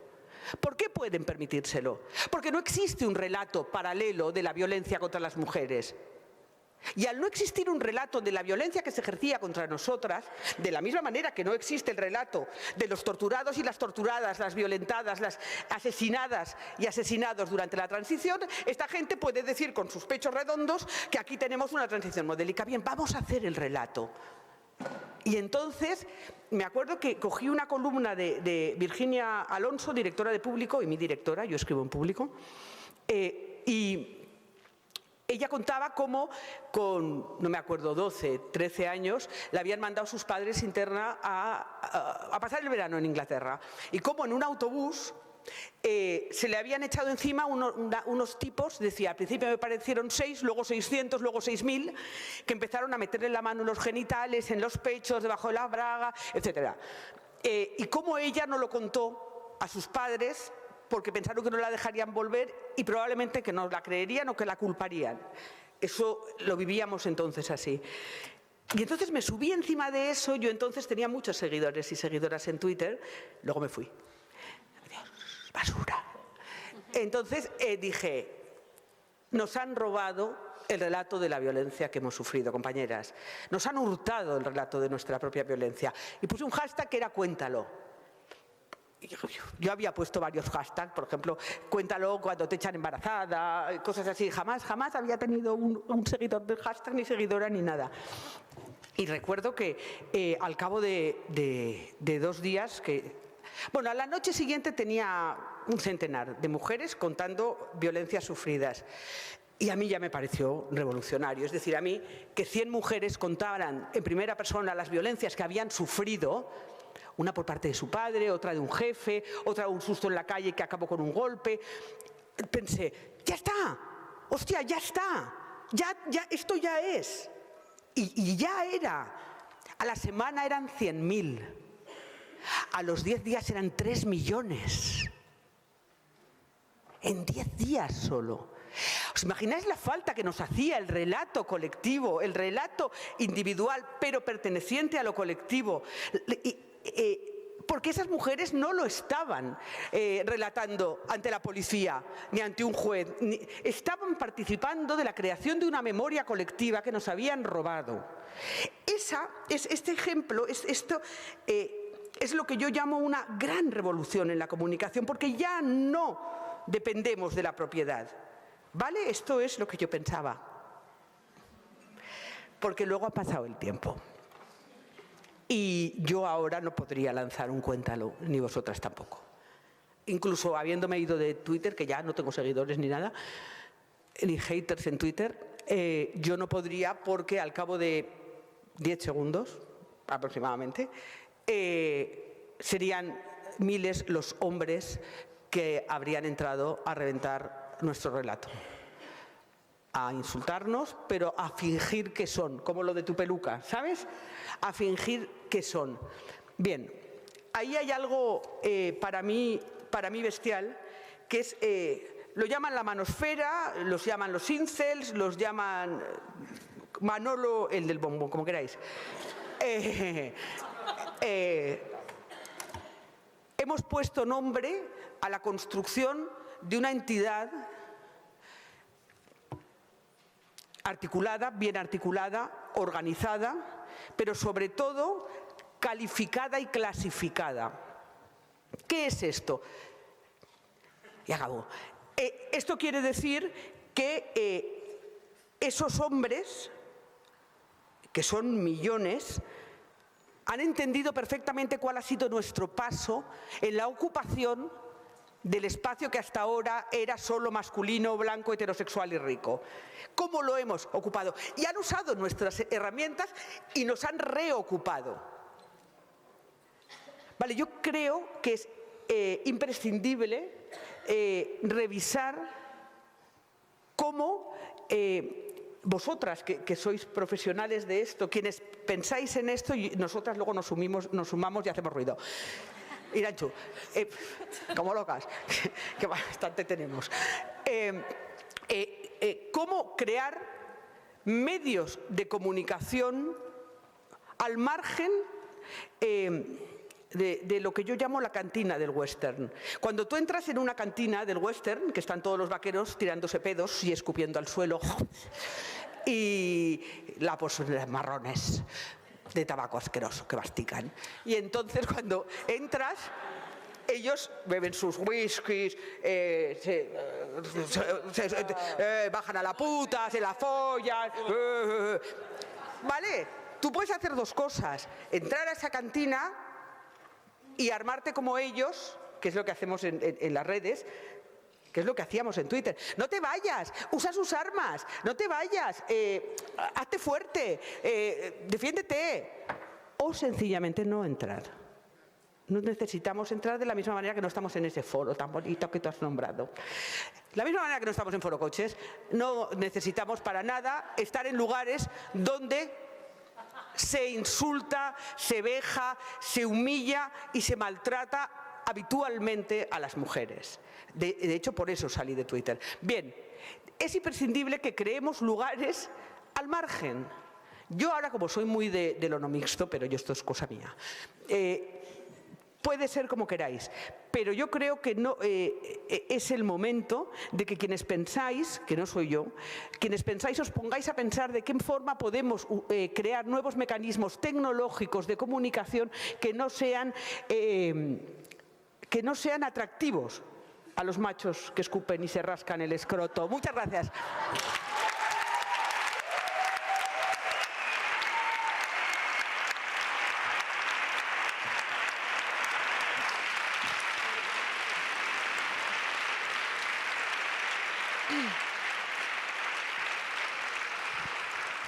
Bien.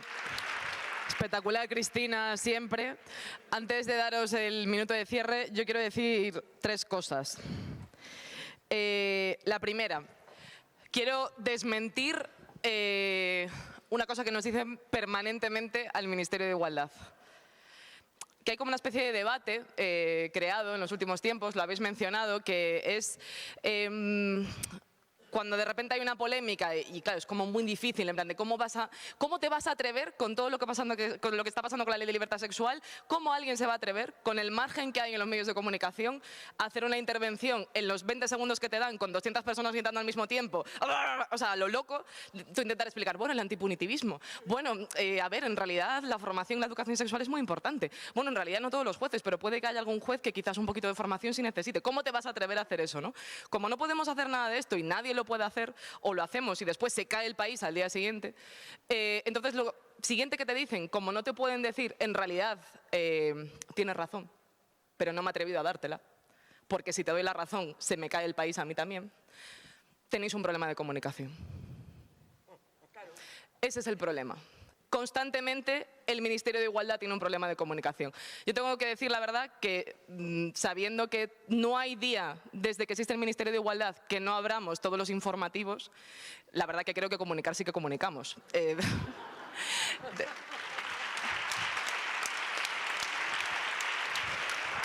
Entonces, la primera cosa que quiero hacer es desmentir que tengamos un problema de comunicación y deciros una cosa.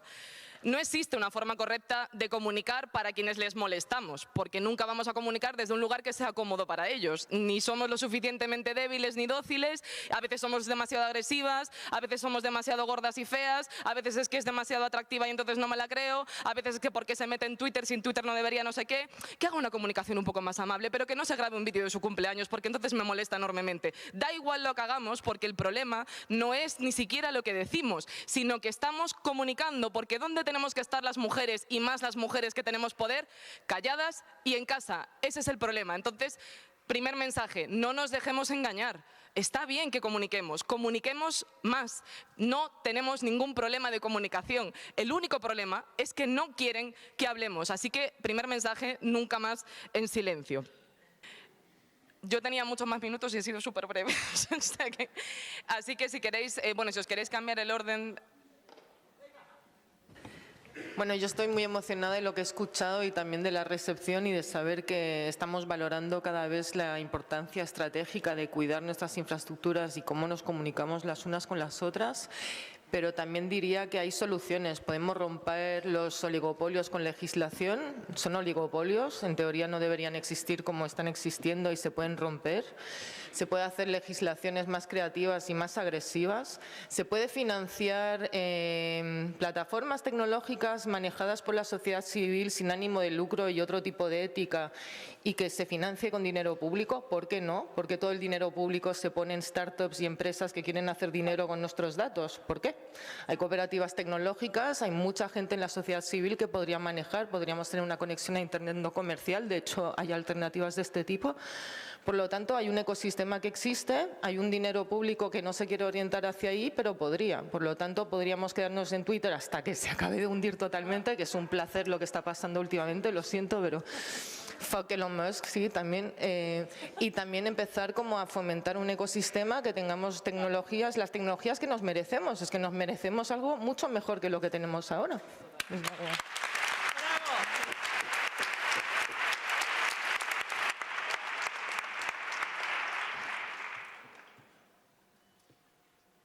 Sí, ahora.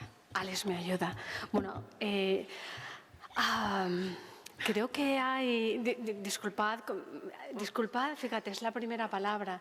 Y es la primera palabra porque me da mucha pena que tengamos siempre que sintetizar, y sobre todo quienes somos de pensamiento lento y necesitamos algo más. Pero creo que hay dolor, o sea que hay dolor y por eso más que nunca es necesario el cuidarnos y el demostrar que ese cuidado forma parte de esa...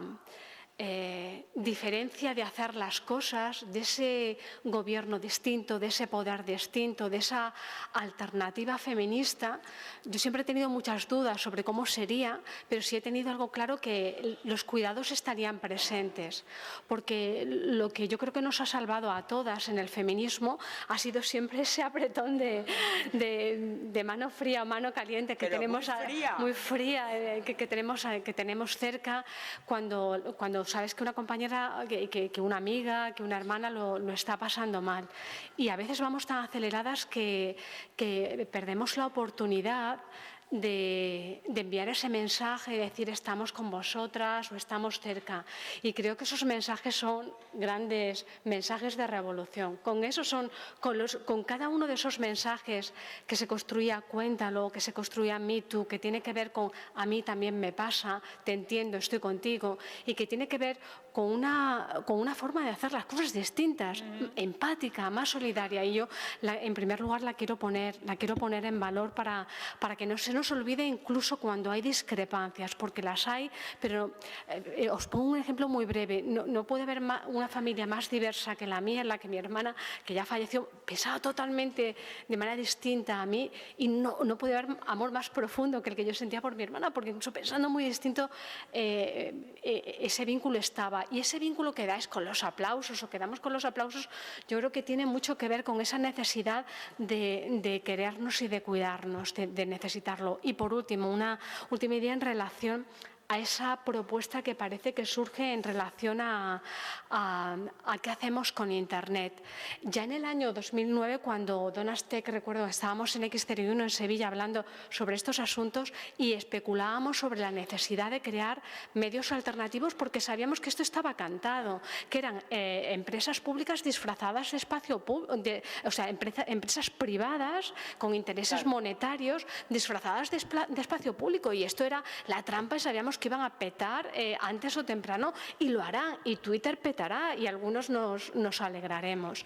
Pero entre tanto creamos esos espacios, y yo creo que mirar a Donastec y a otras organizaciones, otros colectivos y colectivas similares es muy interesante, porque tienen ejemplos reales de cómo se puede hacer. Mientras hacemos eso a medio o largo plazo, es interesante utilizar esas estrategias de infiltrarnos allí donde podemos cambiar las cosas. Y hay una idea que en el ciberfeminismo se reiteraba mucho, que es, bueno, no tenemos muy claro qué queremos que sea esto del ciberfeminismo, pero sí lo que no queremos que sea. Y esto nos pasa a todas. A veces no tenemos muy claro ese mundo mejorado, pero sí tenemos muy claro lo que no queremos, es decir, lo que no queremos repetir. Y en ese no querer repetir ya tenemos una alianza de la que partir para probar, para experimentar, para tantear nuevas alternativas. Oye, y nos equivocaremos porque nos hemos equivocado y nos estamos equivocando. Y el error es la clave del aprendizaje. Y no pasa nada ni por equivocarse, ni por compartir las disculpas, explicar las cosas, regenerar lazos. Y yo creo que en esas alianzas de lo que tenemos claro que no queremos repetir es donde puede ser un punto de comienzo. Muchas gracias.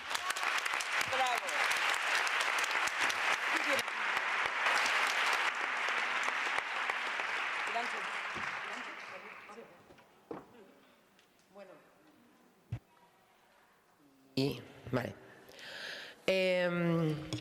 Yo quiero decir que yo tengo bastante claro cómo es el mundo en el que quiero vivir, que pienso hacer como dice y sobre todo hace Angela Davis, todo lo que esté en mi mano para conseguirlo, y que sé quiénes son mis enemigos y sé quiénes son los que van a hacer todo lo posible para que no sea como yo quiero.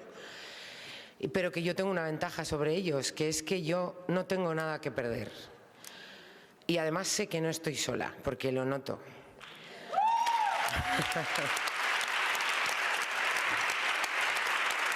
Además, ya soy una señora lesbiana vasca gorda de 48 años. ¡Que me como! Ya me han dicho todos los insultos que se le pueden decir a una persona en el mundo, así que ya no me van a decir nada que no me han dicho, así que cuidadito conmigo.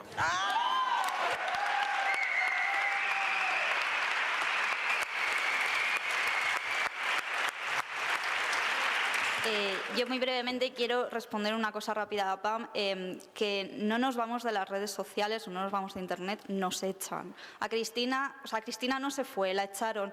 Y esto es muy importante, las palabras son muy importantes, el lenguaje es muy importante y por supuesto estamos en nuestro derecho de primar nuestra salud mental, pero es muy importante recalcar que nos echan, que nosotras no nos vamos. Y por último, que madre mía, estoy emocionadísima por hacer un Gaming Ladies en Madrid y que os espero a todas ahí.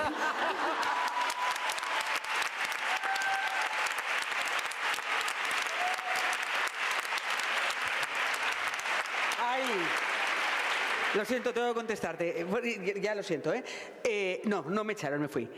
Porque no me fui por los insultos que llevaba. Yo, mira, yo tengo mucho rock and roll al lomo. Me fui porque ya no me servía para nada. Y es una herramienta que ya no me era útil para construir memoria colectiva. Cuando una herramienta deja de ser útil, debe abandonarse. Por eso la abandoné.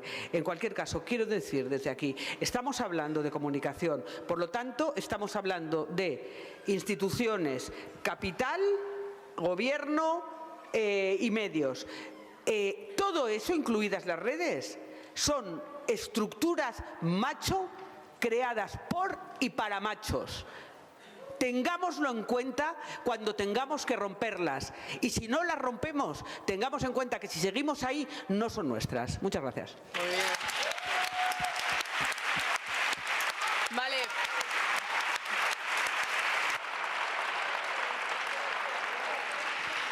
Me piden que os diga que hay que desalojar lo más rápido posible la sala, pero ya que ha ido también, yo diría que hay que volver a cantarle ahora que ya estamos todas, que esta sala ha estado más animada de la media del Congreso, así que a gritar, ahora que ya estamos todas, ahora que sí nos veis, abajo el patriarcado que va a caer, y arriba el feminismo que va a vencer, que va a vencer.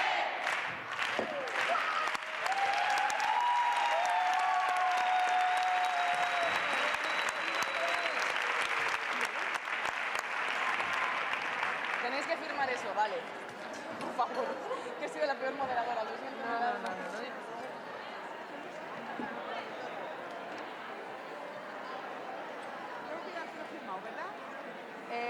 Remedios, muchas gracias. Y Alex, ¿has firmado el papel?